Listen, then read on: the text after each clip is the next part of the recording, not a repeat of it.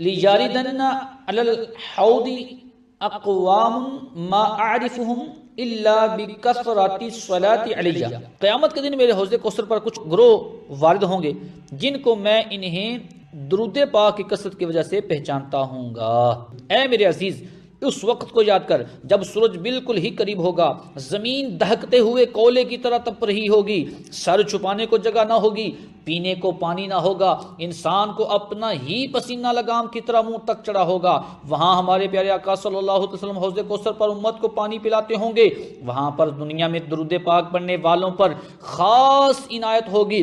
امت کے والی صلی اللہ تعالی علیہ وسلم درود پاک پڑھنے والوں کو دور سے ہی دے کر بلائیں گے، آؤ آؤ آؤ حوض کوثر سے ٹھنڈا ٹھنڈا میٹھا میٹھا پانی پیو۔